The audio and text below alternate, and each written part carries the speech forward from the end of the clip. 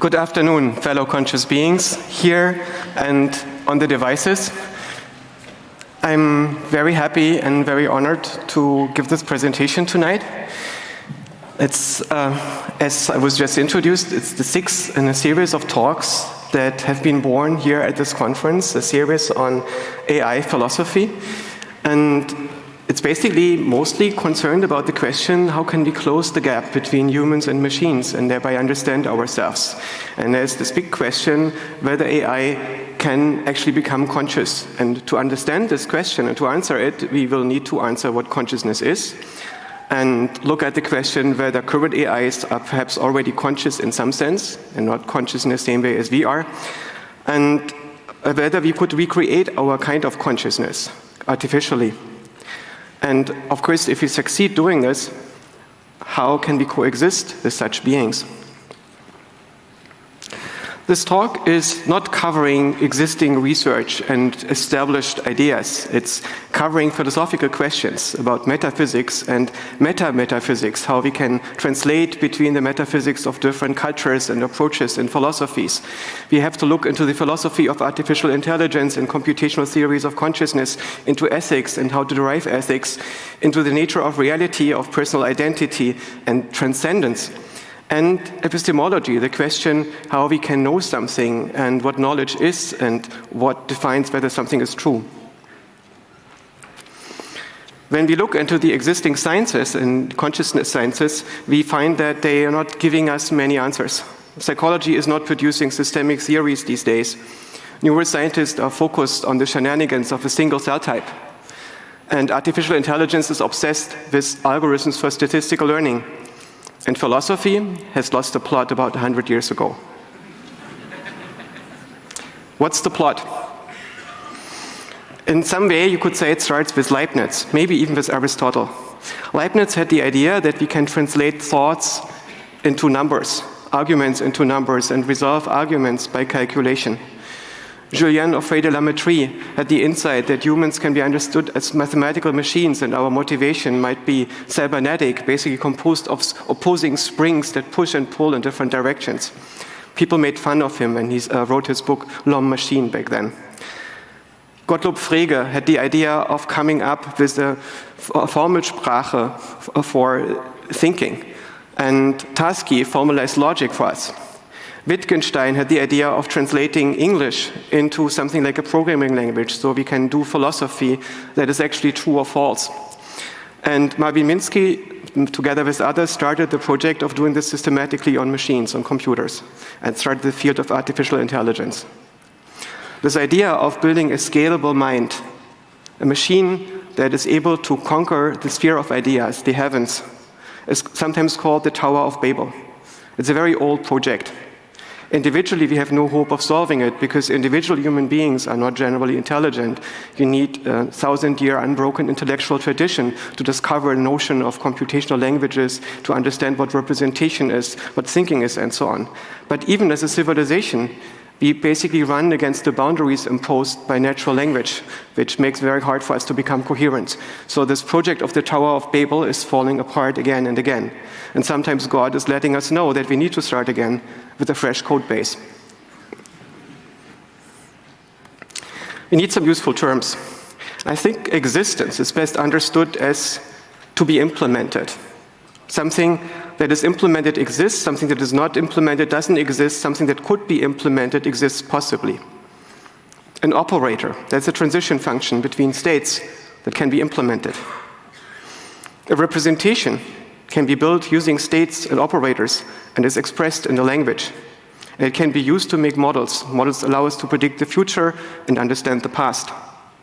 And examples for languages are formal languages. For instance, in mathematics, that are so tightly defined that they allow us to evaluate the validity of statements and make specifications. And programming languages, which need to be computable and won't have contradictions in their expressions. And they're constructive, so we can build things from the ground up. Our language of thought, our mentalese, is in some sense the programming language of our own mind. It's compositional, it's constructive, it's executable, it's parallelizable to some degree, but it's also somewhat noisy. Our natural language is not different from this mentalese. It's the language that exists between speakers. And to make it learnable, it's linear, can be broken down into discrete strings of symbols and parsed using a very small stack. It's usually disambiguating instead of constructive. You can construct things in it, but mostly it refers to things that you already know in your mental representations, in your mentalese, and allows you to disambiguate concepts. There were a number of very important insights, philosophical insights in the 20th century. And when I said that philosophy lost the plot, what I mean by this is that philosophy has not really integrated them, but spun off on its own idea historical trajectory. And the first one is the replacing of mathematical semantics, of classical stateless mathematics, with the notion of computation. This happened almost by accident. Kurt Gödel wanted to deal with some inconsistencies in mathematics, and because a system cannot talk about anything that is not constructed inside of the system, including the system itself, Kurt Gödel invented the emulator. An emulator is a way to compute a model of a computer in a computer. Right? And he didn't have a computer back then, so he looked to find one, and the one that he found was Peano's axioms, which defined the natural numbers and arithmetic over them, so it's a virtual computer. And his idea on how to emulate mathematics was to use a logical language that he defined in such a way that you could translate the alphabet in which he wrote this logical language into integers. It's something that we still do today when we compile source code into bytes, right? And then he defined arithmetical operations on his CPU, Peano's axioms, that would evaluate the logical statements by making computations. And in this way, he had a way to define a language inside of mathematics that would be equivalent to that mathematical language and make the language talk about itself.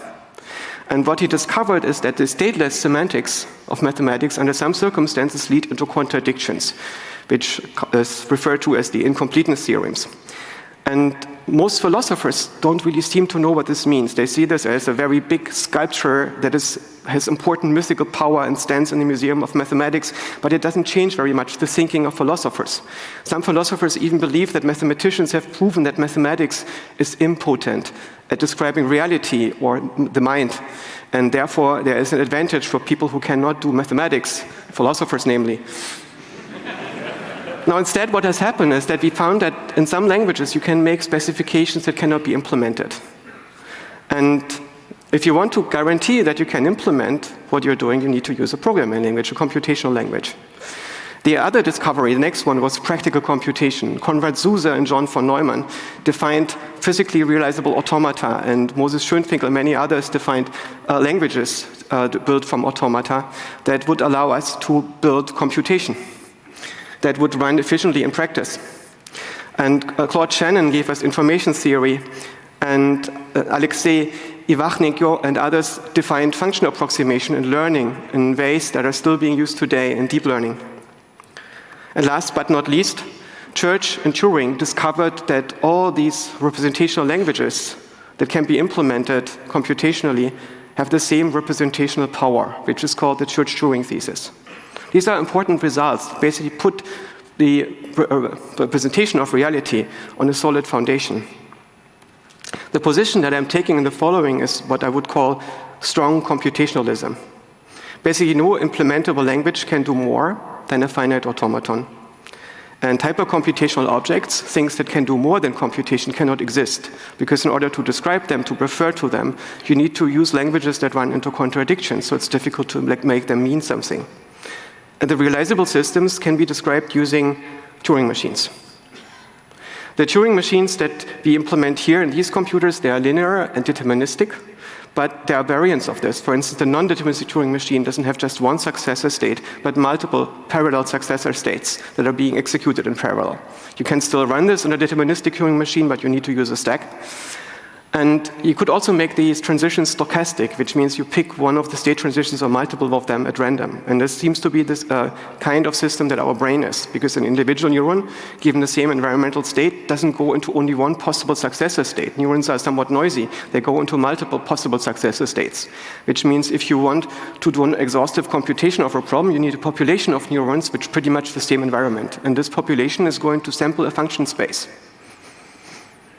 So we can use these computational paradigms to describe computation in biology, but can we also describe consciousness? Isn't that a big mystery? What is consciousness? Introspectively, it's second-order perception. I perceive myself perceiving something. It creates a bubble of nowness. The subjective now is not static, it's dynamic, it's moving, right? It's, for me, something like about 3 seconds long. It's the region in space and time where I can basically fit a curve to my sensory data. Functionally, it's an operator that takes mental states and translates them into different mental states. And while doing this, increases coherence in my mental representations. Coherence, something that we can understand as minimizing violations of constraints in a dynamic model. And consciousness is, in some sense, colonizing my mental representations, making them more and more coherent in an organization that allows every part of my mind to talk all the other parts of my mind that are connected in this bubble. I cannot perceive anything that is not coherent using my consciousness. And consciousness plays the role of a conductor of a mental orchestra. If you imagine all the functions that your brain is computing as instruments in an orchestra, and the neighboring instruments are listening to each other and pass on what the instrument next to them is playing, you can basically model how the processing streams in your brain work. And in this metaphor, the conductor is an instrument. It doesn't have superpowers. It's just an instrument that is tasked with creating coherence. So it's singling out a few instruments at a time, listens whether they're disharmonic, and then it increases the harmony between them. And by doing so, it makes sure that everybody is on the same page, and the entire orchestra becomes one single coherent entity that is driven by a single motive. These perspectives are something that is found in a number of theories in philosophy and neuroscience. For instance, in Bernard Baar's global workspace theory that is being pursued in neuroscience by Stanislav Dehaene, the idea of the Cartesian theater, that's how Dennett calls it, the attention schema theory by Graciano, the relationship between self-model and consciousness, as exemplified in works by Metzinger, and the consciousness prior. Joshua Bengio calls this a function that is basically parameterizing your mental representations to make them dynamically tracking your sensory data using little energy. And it's also something that is found in many Buddhist perspectives. What is consciousness not? Well, consciousness is not intelligence. Intelligence is the ability to make models. And it's also not the same thing as sentience. I use the word sentience to mean the ability to recognize yourself and your relationship to the world. And it's not agency, which is the ability to control your future. It's not the self. The self is the first-person model of your agency. And it's not empathy. Empathy is the ability to experience mental states of other agents. Arguably, you might need consciousness for that.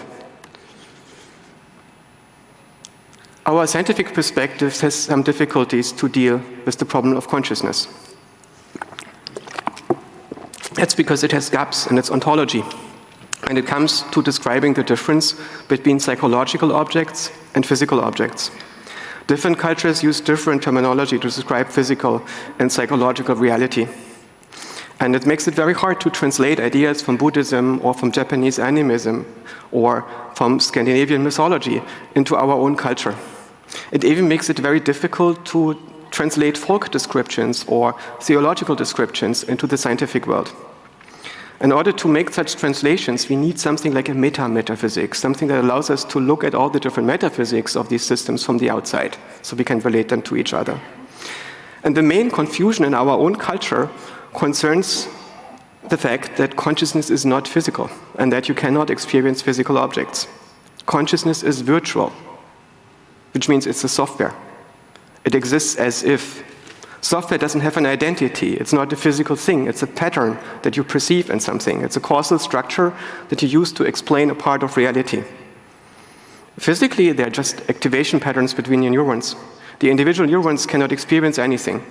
But it would be very useful for a bunch of neurons to know what it would be like if there was a person that cared. So they create a simulacrum of that person. It's a virtual entity that experiences itself in a virtual reality generated by your brain. And all experiential objects are representations in that virtual reality, interpreted from the perspective of yourself. And this personal self is also a representation, and it can be deconstructed. Our perception of reality is a trance. When you wake up from that trance, when you enter an enlightenment state, you basically perceive everything as representations. You know that everything is a representation. Nothing will feel real anymore. Our AIs are implemented in a very different way than our minds. Our AIs work on a deterministic substrate, and the programmer imposes their will on that substrate, writes a program that makes that substrate do what you want. And the training of these AI systems is decoupled from the universe. We use a bunch of static data that we train with an ML algorithm into it to optimize prediction of more static data. Conversely, in our organisms, we use an inside-out design. We start out with individual reinforcement learning agents, cells, that are surrounded by chaos. And they have to conquer this chaos and impose order on it by self-organization. They're coupled to their environment all the time, dynamically. And they try to become coherent in modeling reality. And this development is continuous, it doesn't stop. How does this work? How can a self-organizing system that is surrounded by chaos learn gradually? Is this biological learning algorithm consciousness? What we can observe is that humans do not become conscious after the PhD. Right? We think of consciousness as something that's super advanced, but we become conscious before we can even track a finger. And while we are not conscious, we cannot learn anything. A human being that doesn't become conscious will stay a vegetable. Right? Without consciousness, there is no learning. There is no coherent behavior, no establishment of coherent behaviors. We also don't observe non-conscious humans or primates or mammals or complex animals in nature. It seems that consciousness is quite ubiquitous and simple, more simple than perception because it precedes it. Maybe it's the prerequisite for training a self-organizing information processing system. Interestingly, this theory is not quite new. And the earliest formulation of that theory is what I found in Genesis 1. You may have heard of Genesis 1. It's typically mistranslated by the Christians as the story of the creation of a physical universe by a supernatural being. But this story has been integrated into the Hebrew Bible something like 2,500 years ago. And historians suspect that it's at least 1,000 years older. And back then, the physical universe was not invented yet. Physics was not a thing. People knew that we live in a dream, that reality is created inside of a dream by some dreaming mechanism. And so Genesis 1 is probably a theory on how the universe is created, the objects that can be perceived as real, inside of a mind, by consciousness. It's a 6-stage theory, with consciousness as the prerequisite. It starts out with consciousness hovering over the substrate. And the substrate is initially uninitialized. There is no world, it's all tohu wabohu. And then we create a boundary, a firmament that separates two regions of that substrate from each other.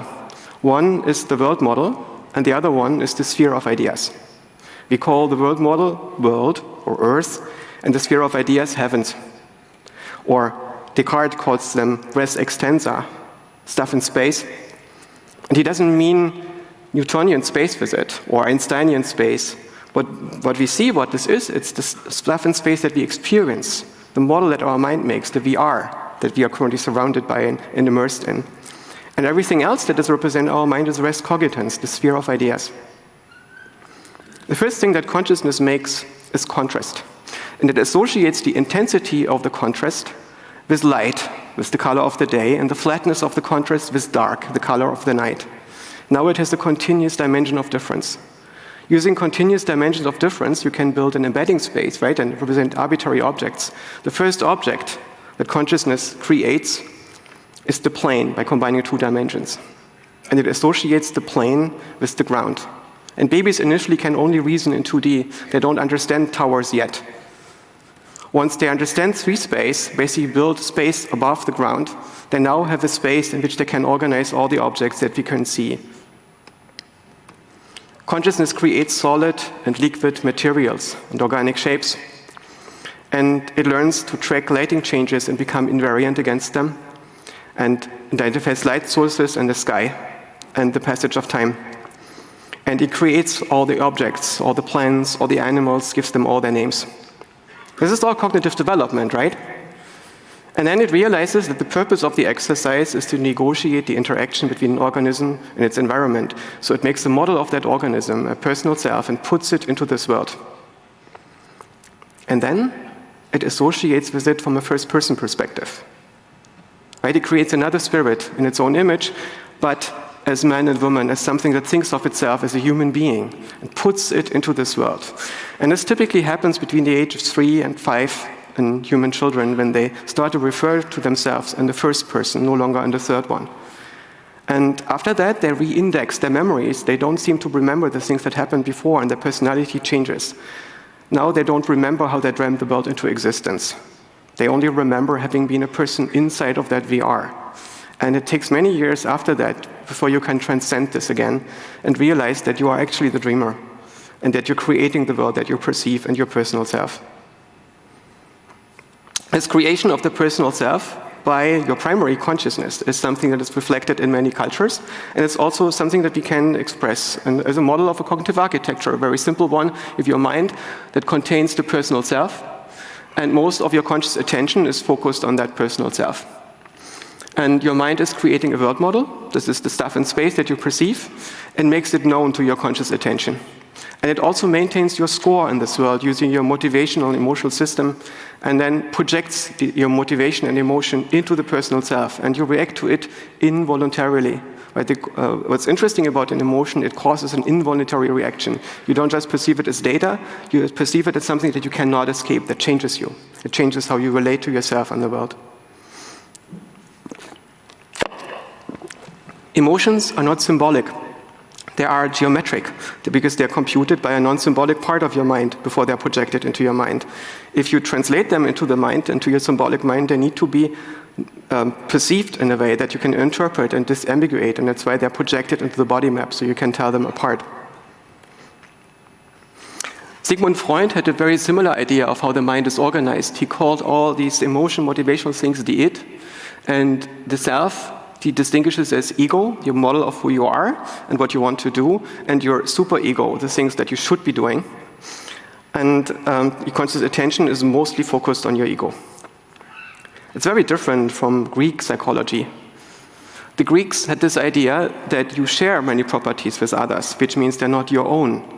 Right? Your anger is not just your anger, it exists in all people that have anger. And it's basically diminishing your personal self if you have anger. This anger is not part of you, it's something that is part of the sphere in which your mind takes place, or in which your self takes place, and it's competing with your personal self and your own interests. And you can basically take the different impulses that you have and behaviors that you have and turn them into archetypes that are shared across people. And once you erect temples for those archetypes and tell stories about them, they become gods that compete with your personal self on your own mind, with real estate on your own mind. A god is a self that spans multiple minds. A god can coexist with your personal self in your mind. Wait a moment, are gods real? Well, you're not real, right? Your personal self is not physically real. It's virtual. It's as if. And a multi-mind self is a self that is not a person, but that identifies with as something that can be synchronized across minds, can be just as real as your personal self.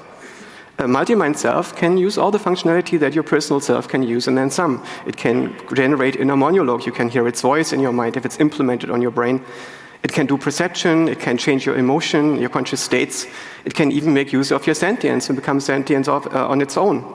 But gods, in a sense, are not physical entities. They are representations of agents existing across people.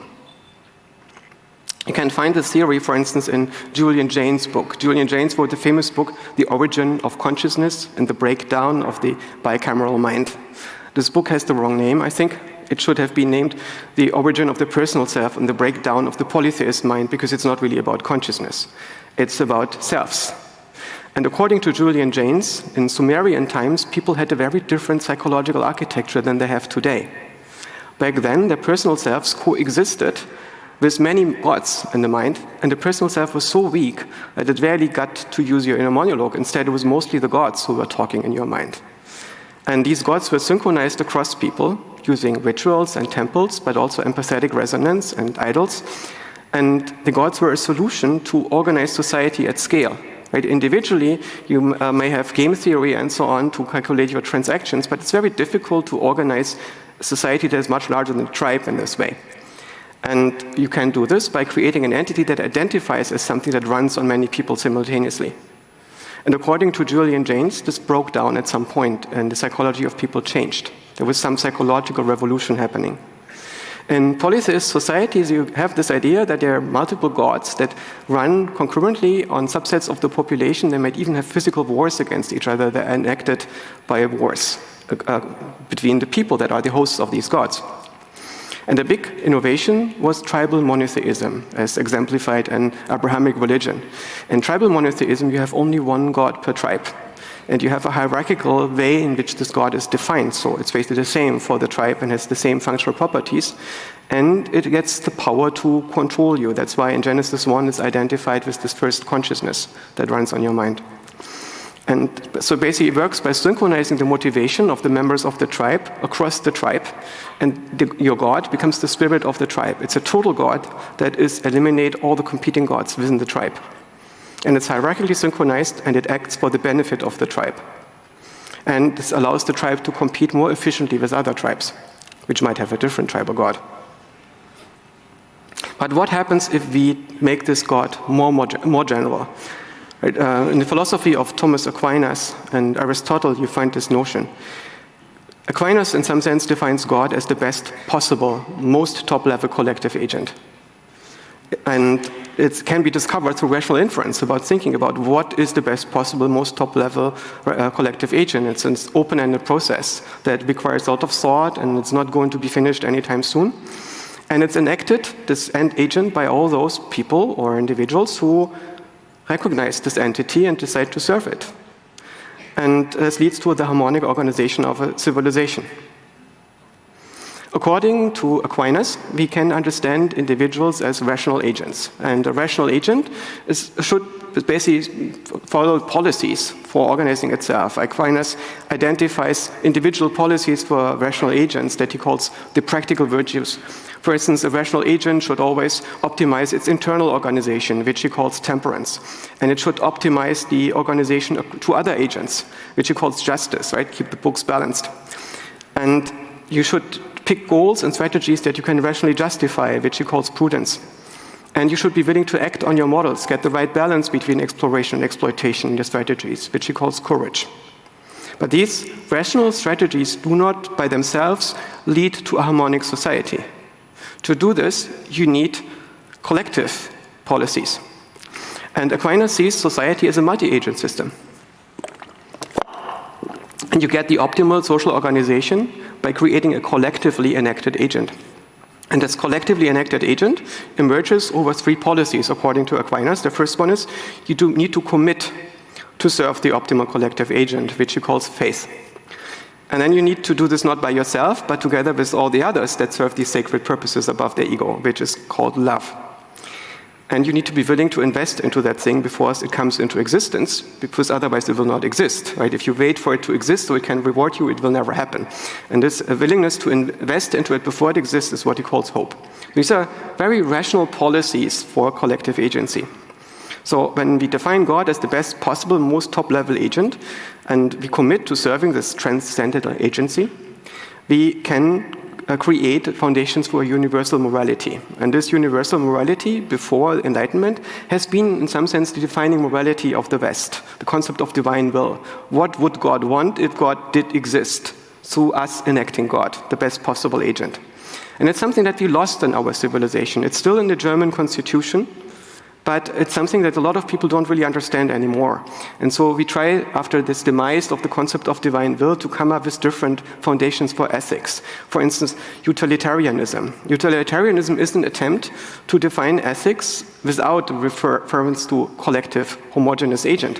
And it basically works by maximizing an aggregated expected reward over many agents over some time span. And to do this, you need to find some quantifiable metric, usually over hedonic states like happiness and so on.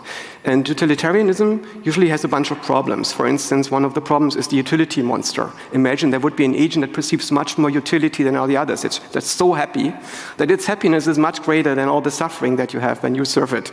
Right? So we should all serve the utility monster if it existed.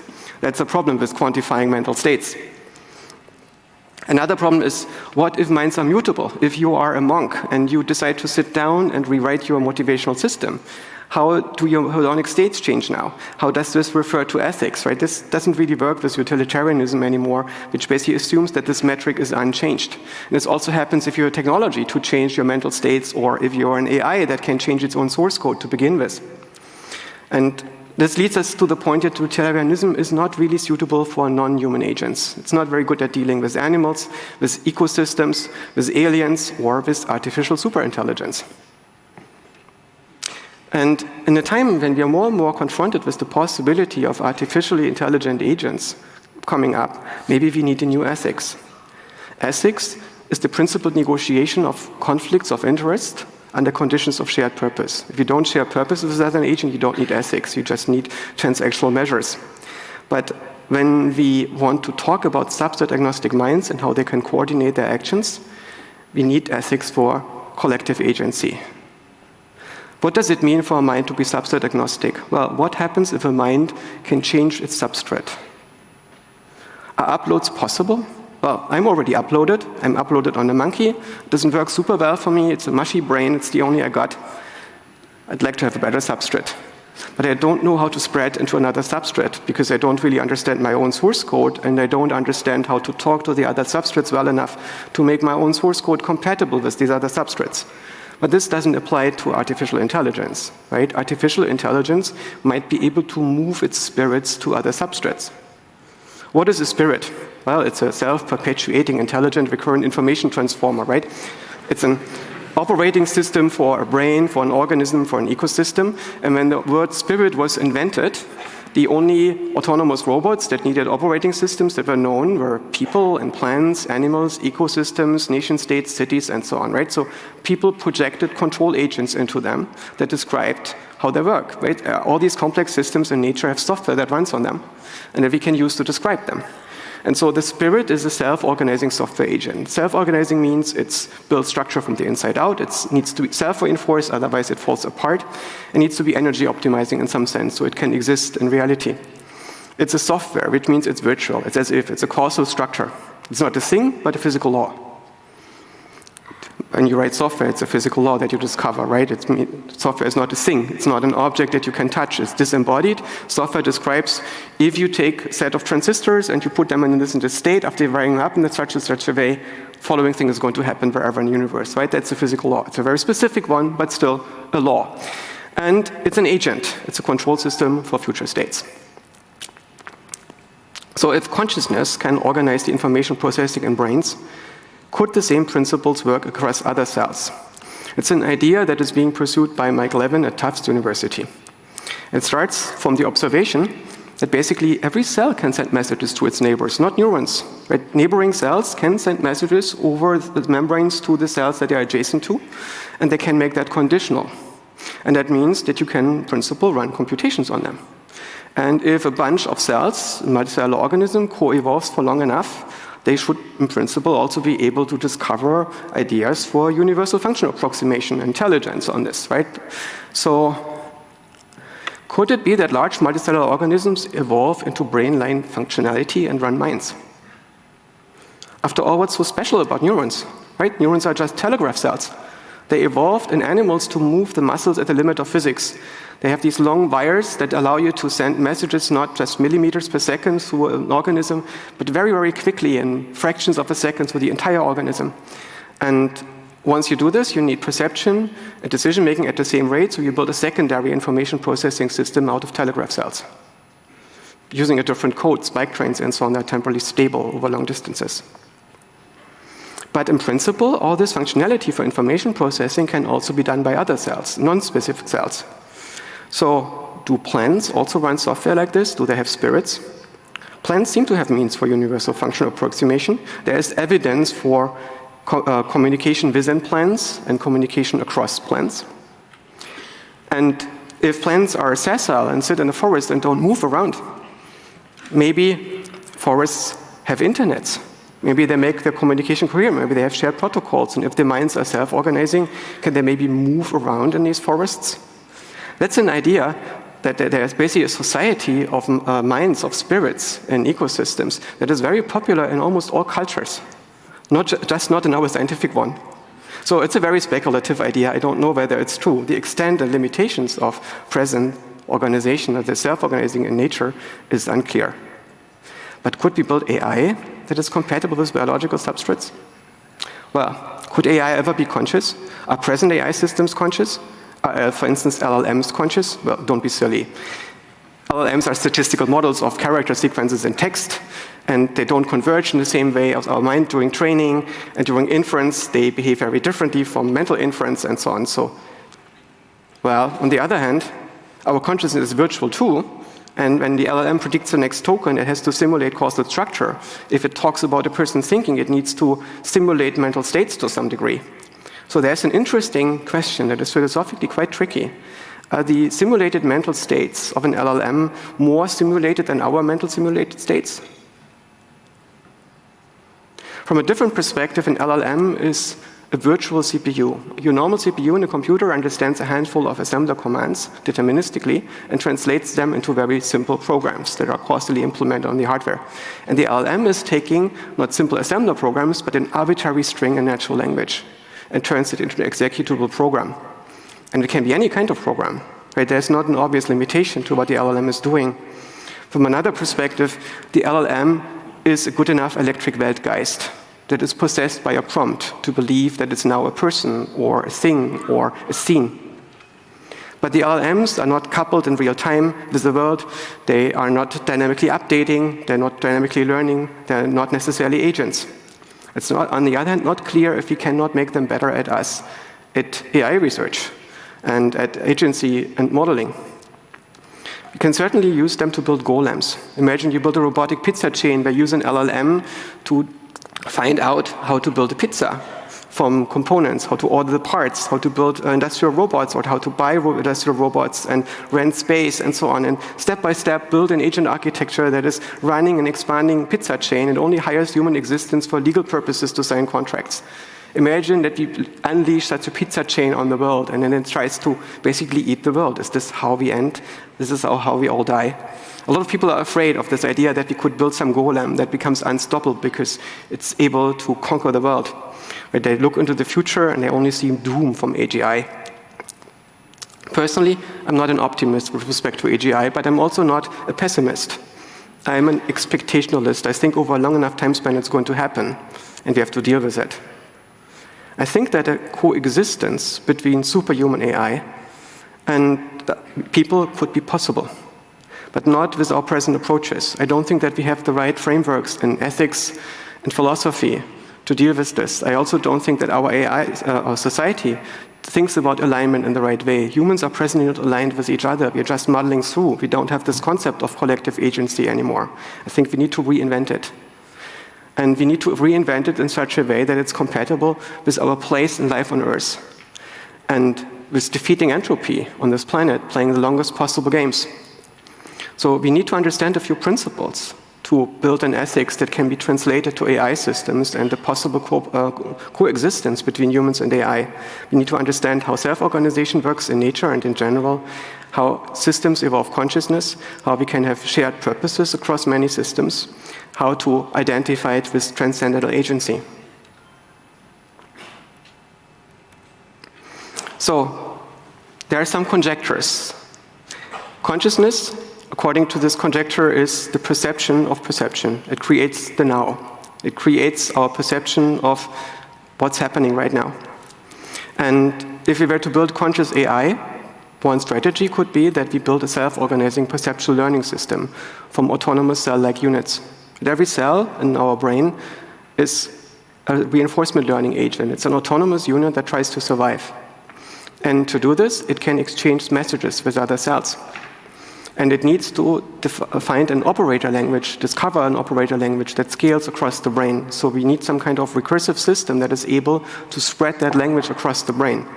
And discovering such a system is possible, in principle, by setting up a self-organizing system where individual units have adaptive receptive fields, a selection function from the environment, and a mapping function that takes the internal state of the cell and the activation that it reads from its receptive field and maps it to a new state, part of which is exposed to its environment.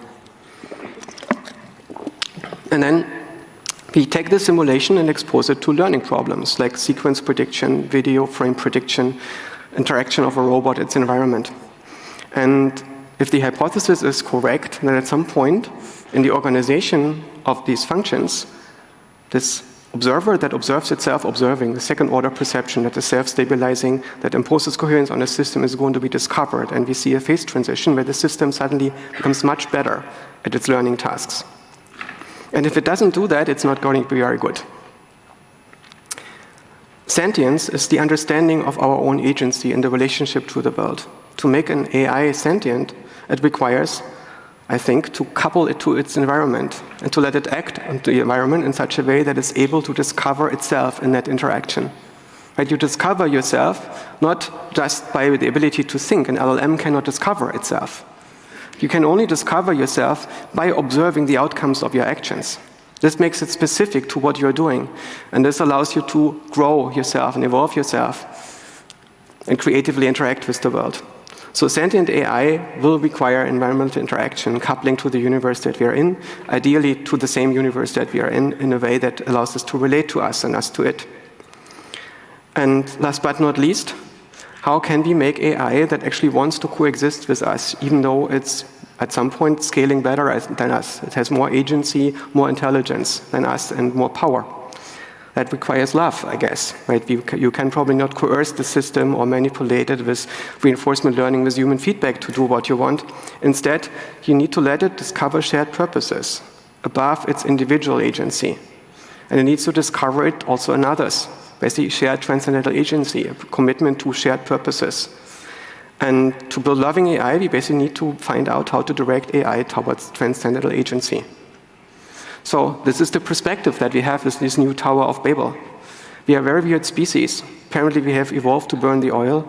We're just smart enough to know how to dig it out of the ground, not smart enough to stop ourselves doing it.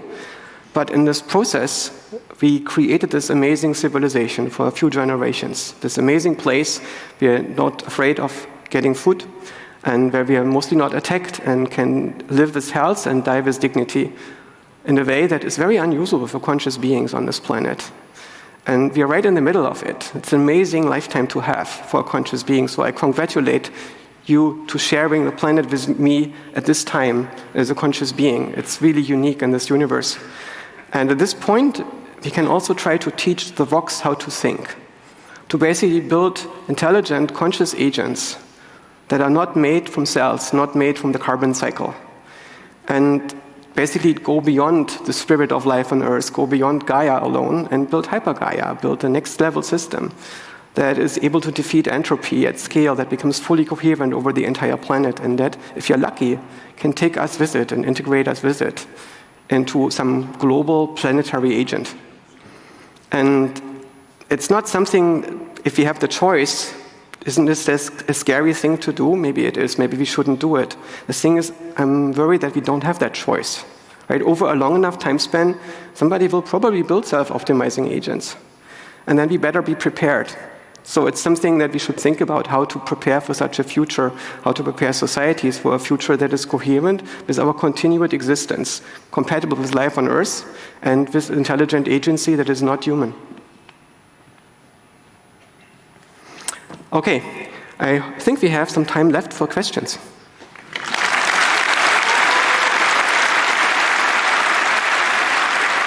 Indeed. First of all, thank you a lot to Joscha. This was incredibly interesting as always. If you have questions in the room, please come to one of the 4 microphones. If you're watching the stream, please direct your questions to IRC or Mastodon so the Signal Angel can relay them to us in the room. And I think we'll just go ahead and start with question at microphone number 2, please. Test. Joscha, you once compared in an episode where you were the guest, a podcast episode that I listened to, that the development of AGI is basically like apes back in the day, stupid monkeys deciding to have more intelligent offspring. And now I wonder, this hasn't really worked out for them. Humans nowadays basically don't live in harmony with nature. And I don't see how they could really develop shared ethics, shared goals. How are we supposed to go about such a thing? Because basically the societies in human nature that have lived in harmony with nature in history, they don't seem to be very competitive nowadays in capitalism. Yeah, you know these apes that you descend from, they're all dead. But they're not dead because you killed them. They're dead because of old age, right? Back then. They died to make space for their great-grandkids. And they probably want their grandkids to succeed in the same way as I want my children and grandchildren to succeed. And to succeed, we need to adapt. The way in which you adapt an evolutionary environment is by mutation and selection. Well, everybody loves mutation, everybody hates selection, especially when you're being selected against. If you want to escape this, you probably need some kind of intelligent design, a way to adapt in situ, to adapt your organism without dying, without new generations. But we're not there yet. It's not possible in a biological evolution. Biological evolution engenders suffering. But when you look into the far distant future, you probably don't want your children to look like you, because the world is going to be different. If you want to settle Mars with your children should be adapted to living on Mars. And I think that some of our children will probably not biological. And I'm just looking for a way in which our biological and non-biological children can get along. Okay, so we just become AI. That's a good plan. I get it. Thank you. All right. Let's move over to microphone number 1. Is there a place on this conference where interested entities can gather to keep this conversation going for the next days? Or, in other words, at which bar are you later? I don't know yet. I will find out. Okay, we will follow you. All right. Do we have a question from the internet? I might tweet at which bar I am later, okay? Excellent. Hello. We have 2 questions from the internet. The first one is, what is the difference between individual consciousness and collective consciousness? And how does that differ from collective intelligence? Well, it seems that if you look at an organization like a corporation, that it can be sentient, it knows what the corporation is, how it relates to the world and so on, but probably cannot be conscious because it cannot perceive itself perceiving in real time. It's not coherent and fast enough for doing that. Right, so you can probably also not be conscious across people. You can have entities that model collective agency on individual minds, and they can use the functionality of your own brain to be conscious in real time. But across people, that's very difficult, at least using AI. It takes something like 300 milliseconds to make a signal coherent throughout your brain. That's roughly the same time that it takes for a signal on the internet to go entirely around the globe.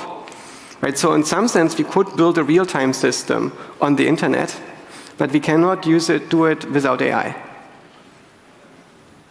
All right, let's move over to mic number 3.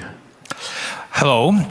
Have you reflected on how the cognitive format of PowerPoint presentation and the format of a public lecture forces you to compromise on the substance of the issue at question? And if yes, what are your thoughts on that?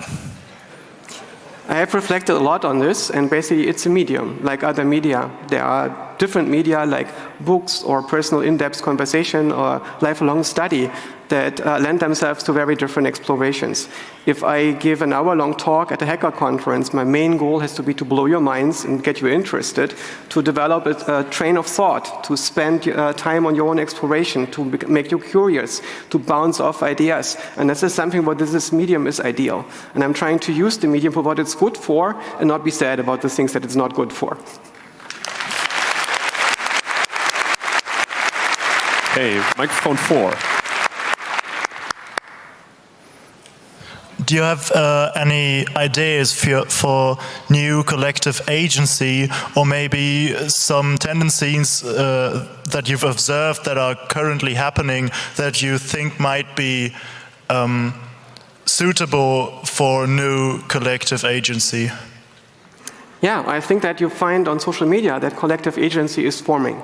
Right now, social media is a hot mess, right? It's a global electric brain, but it's like it has a seizure. And that's because it's not very coherent. And we have not really found out a way to make it completely coherent, but we see bubbles of coherence. For instance, I find that my own social media bubble is very pleasant. But I also exclude everything from it that makes it unpleasant. And I suspect that in many ways, people are not using social media to become coherent. A lot of people basically log in because they like to get into fights or to watch fights. And social media is typically obliging. And in real life, or in meet space, we have norms against getting into fights with strangers, because it's rarely productive. And I suspect that if you want to be coherent, have collective agency on social media, we need to find out how to build societies on social media, how to become coherent at scale. So I guess a part of the issue is just that our communities have grown and that it gets harder with larger communities to have collective agency, right? Is it larger to be smart with a larger brain? Maybe it is. Maybe our brain is a Goldilocks size. If it was larger, we would be less intelligent. I don't know that. If it was smaller, it would probably be bad. Maybe there's an ideal size. But if it gets larger, it probably needs different mechanisms to create order. And we're still exploring these spaces. I don't think it's hopeless. I think that we need to separate sometimes concerns. There are many voices that are mixing in the same space. When you make a symphonic orchestra or a wrestling match, you probably don't want to have them on the same stage. They all have their space, but at the moment these spaces are mixed. Thank you. You certainly blew my mind. Thank you. All right, let's go to mic number 2.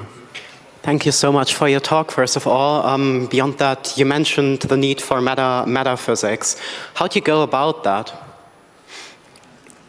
I noticed this when somebody tried to explain Japanese animism to me and told me that in this philosophy, everything in the universe is alive and conscious. I said, this doesn't make a lot of sense. They probably have a way to distinguish dead people from alive people and conscious people from unconscious people. Right? They probably don't say everything in the universe is alive except for a dead person, and everything in the universe is conscious except for an unconscious person. These terms mean something different in this culture than in ours. You're mistranslating it. What can be translated into? And then I noticed that a lot of concepts that are basically focused on notions like identity, mind, consciousness, selfhood, and so on, are conceptualized in other cultures differently than in ours. And in our culture, we don't really reflect on how we conceptualize them because we don't see them from the outside.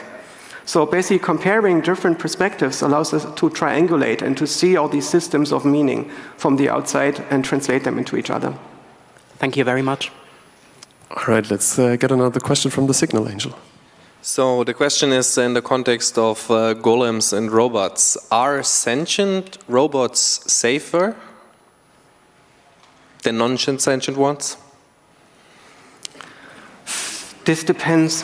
If a robot is sentient, you can arguably talk to it and convince it of something.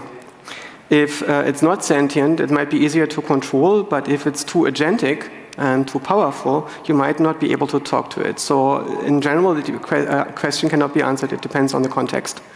If I think about practical exploration, if I were to explore how to build conscious AI, I probably want to make it very small, not larger than a cat, in terms of capabilities. Okay, microphone number 1, please. Thank you for the talk first. I'm wondering if a machine act like having feelings, like being empathic and something we would recognize like feelings.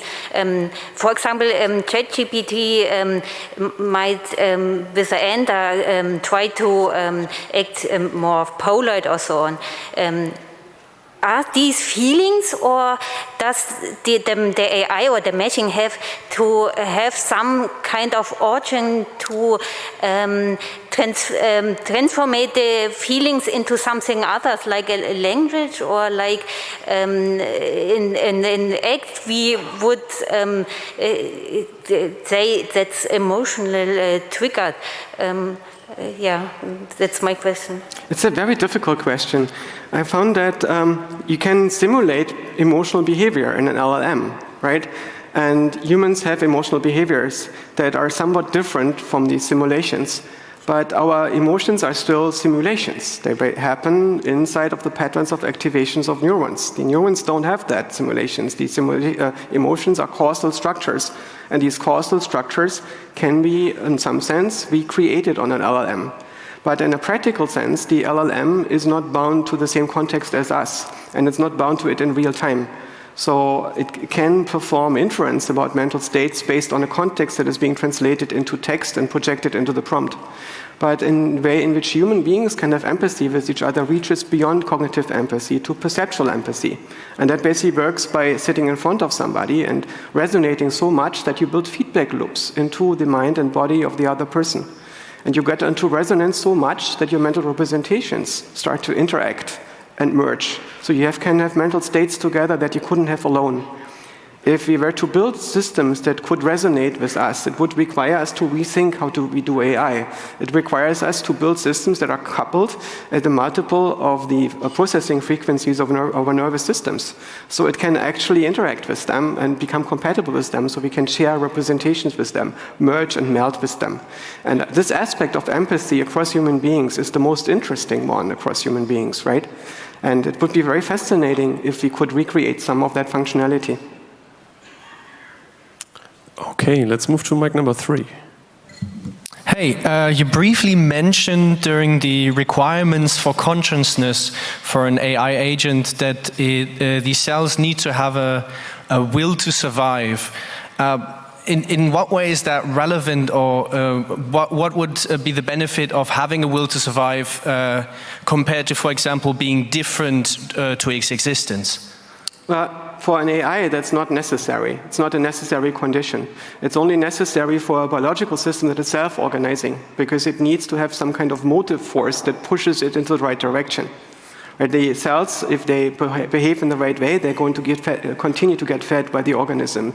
If they misbehave, the organism will stop feeding them, and ultimately this is what motivates them to adopt a shared protocol. I see, thank you. All right, do we have another question from the internet, maybe? One second. You talked in your last slide about the end game of getting consciousness on scale, maybe on this planet. Do you think we would be able to recognize coherent consciousness or coherence at scale with our human mind? I suspect that it might. So I would suspect that we would get some kind of phase transition. What's difficult right now is to distinguish a simulacrum from a simulation. At the moment, the LLMs are being trained on text. A lot of that text is describing people in being various conscious states. By recreating this text, we don't know whether the causal structure is captured or just a sequence of tokens. That makes it very hard. But if you have a system that is trained in a much more minimal way, that is trained in a similar way as us, and that is conceptualizing itself and acquires natural language in a similar way as us, and then is reporting about the same phenomena, I think it would be plausible that it's conscious. But ultimately it comes down to understanding what it functionally is, what we mean by it. Is the system able to act on a model of its own real-time awareness? Does it have a perception of a now that it's in right now? Is this naturally emergent from the way in which the system is being built, or is this something that is only being faked? Thank you. All right, we have a few minutes left for maybe a few quick questions, so try to make it concise so we can get as many in as possible. Mic number 2, please. Okay, thank you. Hello, Joscha. Coming back to the idea of your conjecture that consciousness should be reached with the autonomous self-organizing groups of cells. So what do you see in current research where you find this idea being researched, or what would be your ideas, your proposals to prove or disprove this conjecture? At the moment, there is a group at Google run by Blaise Aguirre called Cerebra. It's part of Google DeepMind now. And it's inspired by work of Mike Levin. There's Alex Mordvintsev in Zurich, who looks at neural cellular automata, but it's still at a very basic level. It's not so far trying to apply this to having a system that learns in real time and is coupled to its environment. It mostly looks at this tradition of self-organization. In AI, there have been, in some sense, 3 important traditions. Symbolic AI, that is using discrete languages to describe reality. deep learning, which uses continuous functions that are being shifted around, and self-organization, which looks at principles of function approximation emerging from local self-organization. That tradition has been started by Turing in the 1950s.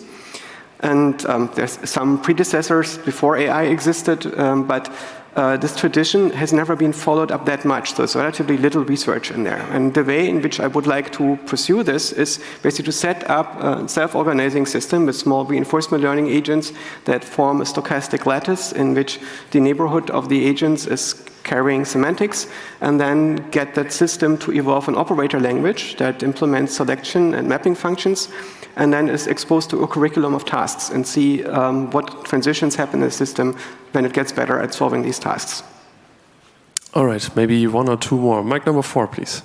Thank you. I was wondering if there's an inherent limit on where we can experience or observe consciousness, specifically in timescales. So you mentioned that corporations, for example, might not be conscious because of the speed needed to interact.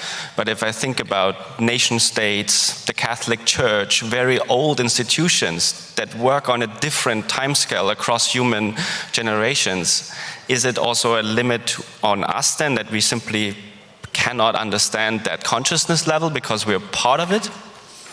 A super interesting question. For instance, I don't know whether trees could qualify as conscious if they had minds, right? I don't know how smart trees can become.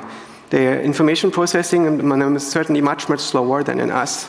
The amount of training data that a tree is going to see during their lifetime is going to be like a mouse or so. But maybe that's enough. Is something that is working at such large timescales still conscious? What will AI think when it looks at us? If you have a system that is basically working at an appreciable fraction of the speed of light, not like our brains at roughly the speed of sound, and it looks at us, it will look at us in the same way as we look at trees. If we might think of us, oh my God, they're barely moving, they're just swaying a little bit. Are they thinking? Do they have minds? Are they conscious? It's a difficult question. Thank you. All right, we'll take one last question from the internet, and everybody else in the room just has to follow you to the bar this evening, I guess. Please. So yeah, the internet would like to know if you wrote or working on a book or a newer version of a book, or where one can get more material on your thoughts. Never give up hope. I have ADHD. It's difficult for me to write long form. I found during my PhD that no matter how much I was beating myself up, taking all the experiments that we did and all the work that we wrote into short papers and turning this into a long book was very hard for me. And ultimately I figured out that in order to make that happen, I needed to move to a lonely island. And after 2 days, I got into this space. But right now I have kids, so I cannot leave them alone to move onto this lonely island. I still try to make it happen. In the meantime, most of the ideas are being put out in shorter form, sometimes on podcasts and so on. I'm sorry. All right. Thank you so much, Joscha.